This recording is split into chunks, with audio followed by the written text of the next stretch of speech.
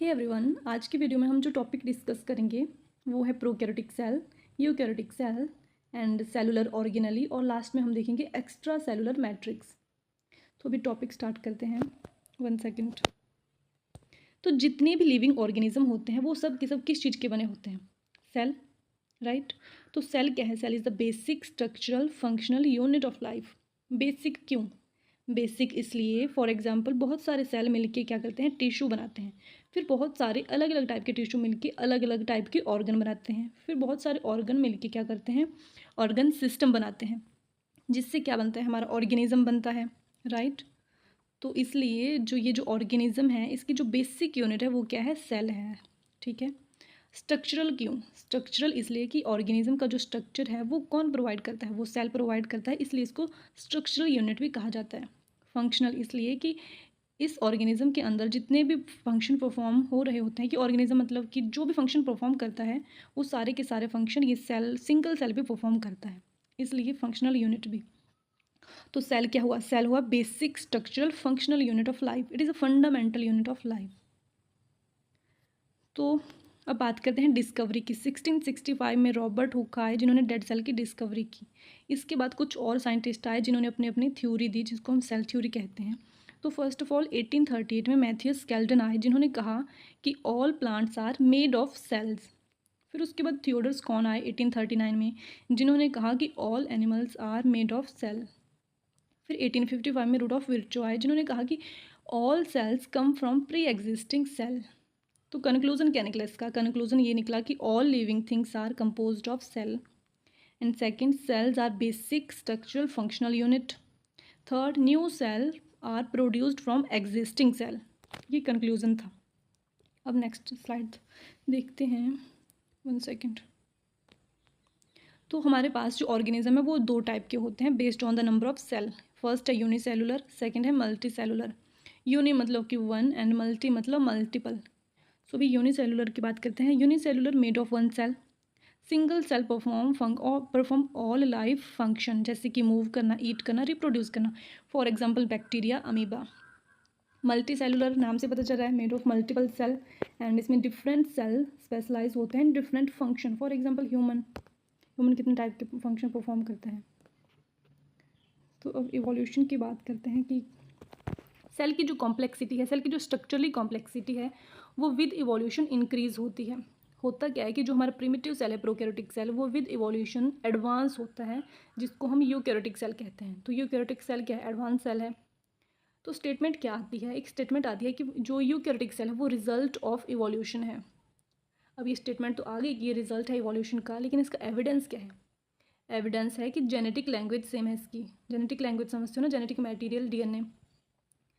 तो plasma membrane, अब for example plasma membrane दोनों के पास है, दोनों का स्ट्रक्चर सेम है, स्ट्रक्चरली सेम हुआ और मेटाबॉलिक पाथवे भी सेम हुआ, तो ये इसका एविडेंस है। अब इसके कंक्लूजन की बात करते हैं। इसका कंक्लूजन क्या निकाला गया? कंक्लूजन ये निकाला गया कि based on cell size and cell structurally complexity, two type of cell, we have two type of cell, prokaryotic and eukaryotic cell. Prokaryotic simple हुआ structurally, and eukaryotic structurally complex है। Prokaryotic का जो example है वो है bacteria, and यू का example है protista, fungi, plant and animals. Prokaryotic की बात करें तो प्रोकैरियोटिक दो वर्ड से मिलकर बना है, प्रो और कैरियोन। प्रो का मतलब होता है प्रिमिटिव, कैरियोन का मतलब है न्यूक्लियस। प्रिमिटिव का मतलब है कि नॉट वेल डिफाइंड, मतलब कि इसकी जो न्यूक्लियस की जो बाउंड्री है वो वेल डिफाइंड नहीं है, नॉट वेल डिफाइंड। सो इसमें जो एब्सेंस है वो है absence of well defined nucleus, right. क्योंकि न्यूक्लियस एब्सेंस है तो इसमें इसका जो साइटोप्लाज्मिक और न्यूक्लियर रीजन है वो सेपरेशन, उसमें कोई सेपरेशन नहीं है, नो सेपरेशन बिटवीन साइटोप्लाज्म और न्यूक्लियर रीजन। क्योंकि अगर साइटोप्लाज्म और न्यूक्लियर रीजन के बीच कोई सेपरेशन नहीं है तो साइटोप्लाज्मिक ऑर्गेनेली भी एब्सेंट है। इसका जो डायामीटर है वो 1 माइक्रोमीटर का है। अब एब्सेंट की बात कर ली। प्रेजेंट देखते हैं क्या क्या प्रेजेंट है इसमें। प्रेजेंट है कैप्सूल। कैप्सूल क्या है? कैप्सूल आउटर मोस्ट कवरिंग है सेल की। फॉर एग्जांपल ये देखो, ये कैप्सूल देखा है ना आपने, ये कैप्सूल है। कैप्सूल के अंदर जितना भी मटेरियल होता है तो ये कैप्सूल क्या करता है? इसको रिटेन करके रखता है मटेरियल को, राइट। तो बस कैप्सूल का भी यहाँ पे यही फंक्शन है कि वाटर को रिटेन करके रखता है, और ये अटैचमेंट करता है to the nutrient and surface, protect करता है सेल को एनगल्फ होने से। अब सेल वॉल की बात करते हैं। सेकंड जो चीज़ प्रेजेंट है इसमें वो है सेल वॉल। सेल वॉल भी outer covering of prokaryotic cell है। ये प्रोवाइड करती है support strength to the cell. Made of ये बना हो सेल वॉल बनी होती है मेड ऑफ पेप्टिडोग्लाइकन। पेप्टिडोग्लाइकन किस चीज़ का बना होता है? प्रोटीन और पॉलीसेकेराइड का। थर्ड चीज़ इसमें प्रेजेंट होती है प्लाज्मा मेम्ब्रेन। प्लाज्मा मेम्ब्रेन किस चीज़ का बना होता है? Made of phospholipid and associated protein. इसका जो फंक्शन होता है, ये फंक्शन क्या है इसका? ये सेपरेट करती है इंटरनल एनवायरनमेंट को from external environment. Selectively permeable होती है, मतलब कि क्या चीज़ अंदर आएगी क्या चीज़ बाहर जाएगी वो सेलेक्ट करेगी प्लाज्मा मेम्ब्रेन। फोर्थ जो है वो है न्यूक्लियोइड। न्यूक्लियोइड वो रीजन है जो कंटेन करता है genetic material in prokaryotic cell में। प्रोकैरियोटिक सेल में जेनेटिक मटेरियल कौन कंटेन करता है? न्यूक्लियोइड। सिंगल होता है, सर्कुलर होता है, क्रोमोसोम होता है। फिर फिफ्थ है ribosome. 70S type ribosome present होते हैं प्रो में, और ये प्रोटीन सिंथेसिस करता है। अप्रोक्सीमेटली 30,000 राइबोसोम प्रेजेंट होते हैं, इसलिए जो हमारा साइटोप्लाज्म है वो ग्रैनुलर की तरह दिखता है। अब बात करते हैं यूकैरियोटिक की। यूकैरियोटिक क्या है? यू ये भी दो वर्ड से मिलकर बना है, you and Cairo. You means true and Cairo means nucleus, मतलब कि ट्रू न्यूक्लियस, मतलब वेल डिफाइंड न्यूक्लियस प्रेजेंट है इसमें। क्योंकि वेल डिफाइंड है मतलब कि बाउंड्री वेल डिफाइंड होगी तो सेपरेशन होगा बिटवीन न्यूक्लियर रीजन और साइटोप्लाज्म में। अगर सेपरेशन है तो फिर साइटोप्लाज्मिक ऑर्गेनलीज प्रेजेंट है। इसका जो डायामीटर है वो है 10 to 100 माइक्रोमीटर। अब बात करते हैं ओरिजिन ऑफ यूकैरियोटिक सेल की। ओरिजिन ऑफ यूकैरियोटिक सेल से आती है एक theory, endosymbiosis theory. Endo means inside, symbio means mutual relationship, मतलब कि वन सेल इनसाइड अनदर, एक सेल के अंदर एक और सेल। तो स्टेटमेंट देख लो पहले। स्टेटमेंट है कि eukaryotic cell are formed from prokaryotic cell that lived inside eukaryotic ancestor. इसने कहा है कि जो कुछ प्रोकैरियोटिक सेल जो है वो यूकैरियोटिक एंसेस्टर के अंदर प्रेजेंट होते हैं, जो कि बाद में कन्वर्ट हो जाते हैं सेल साइटोप्लाज्मिक ऑर्गेनलीज के रूप में, वो कन्वर्ट हो जाते हैं। ये स्टेटमेंट थी। अब स्टेटमेंट तो आगे, लेकिन इसका क्या प्रूफ है?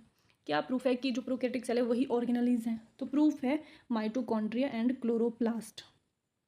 1 सेकेंड देखते हैं भी आगे कि प्रूफ क्या है। सो प्रूफ है माइटोकॉन्ड्रिया एंड क्लोरोप्लास्ट। माइटोकॉन्ड्रिया के पास अपना डीएनए होता है सेम जैसे कि प्रोकैरियोटिक के पास होता है, और राइबोसोम जो है सिमिलर होते हैं प्रोकैरियोटिक की तरह, एंड रिप्रोड्यूस करता है ये like bacteria by dividing into 2। Mitochondria and chloroplast हम ये बोल तो दिया कि प्रोकैरियोटिक का होता है, लेकिन कौन से प्रोकैरियोटिक का होता है? ये होता है are found from eubacteria. Eubacteria prokaryotic होते हैं। माइटोकॉन्ड्रिया बनता है एरोबिक यू बैक्टीरिया से, एंड क्लोरोप्लास्ट बनता है फोटोसिंथेसिस यू बैक्टीरिया से।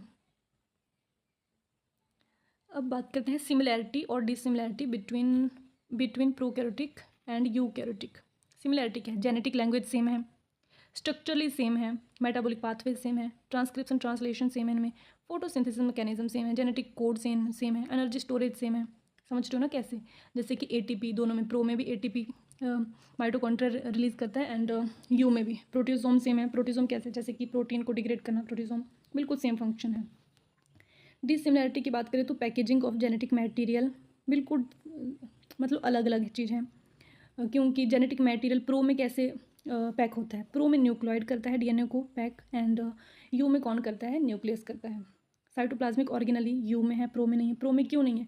क्योंकि उसमें 1 सेकेंड, प्रो में क्यों नहीं है? क्योंकि उसमें वेल डिफाइंड न्यूक्लियस नहीं है। अगर वेल डिफाइंड न्यूक्लियस नहीं है तो साइटोप्लाज्मिक ऑर्गेनली और क्या बोलते हैं उसको, वो न्यूक्लियर रीजन जो है वो सेपरेट नहीं है। ठीक है, तो इसलिए क्योंकि सेपरेट नहीं है तो फिर साइटोप्लाज्मिक ऑर्गेनली एब्सेंट ही होगी यू में, और सॉरी प्रो में। यू में तो प्रेजेंट है ना ये वेल डिफाइंड न्यूक्लियस, तो फिर ऑर्गेनलीज भी है। ठीक है, अब cell wall composition. Cell wall composition eu और प्रो में अलग अलग चीज़ है। यू जो है वो सेलुलोज से मिलकर बना होता है, और प्रोकैरियोटिक की जो सेल वॉल है वो पेप्टिडोग्लाइकन से बनती है। न्यूक्लियर रीजन की बात करें तो प्रो में नहीं है, यू में है। Uses of microtubule during cell division eu में है और प्रो में नहीं होता है। सेल साइज जो है वो प्रो का स्मॉलर होता है एंड यूकैरियोटिक का लार्जर होता है। जेनेटिक मटेरियल की बात करें तो प्रोकैरियोटिक जो है वो सिंगल क्रोमोसोम होता है इसमें, और यूकैरियोटिक में मल्टीपल क्रोमोसोम होते हैं। अब बात करते हैं सेलुलर ऑर्गेनलीज की। सेलुलर ऑर्गेनली, इसमें न्यूक्लियस क्या है? लार्जेस्ट प्रोमिनेंट ऑर्गेनली है जिसका साइज है 5 माइक्रोमीटर। इसको ना हम 1 सेकेंड इसको कंपनी की तरह देखते हैं। ये हमारा सेल है, ठीक है। सेल के अंदर ये हमारी कंपनी के अंदर हमारा एक हेड है जिसका नाम है न्यूक्लियस।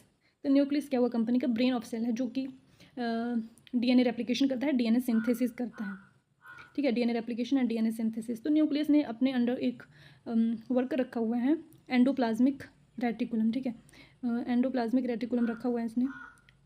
1 सेकेंड अभी बताती हूँ एंडोप्लाज्मिक रेटिकुलम का फंक्शन।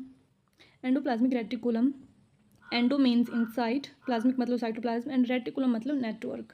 तो इसका जो कॉम्बिनेशन है ये क्या बना, it is a network of membrane inside cytoplasm, ठीक है, network of membrane in cytoplasm. तो एंडोप्लाज्मिक रेटिकुलम इसने क्या किया हुआ है, अपने अंदर 2 और वर्कर रखे हुए हैं।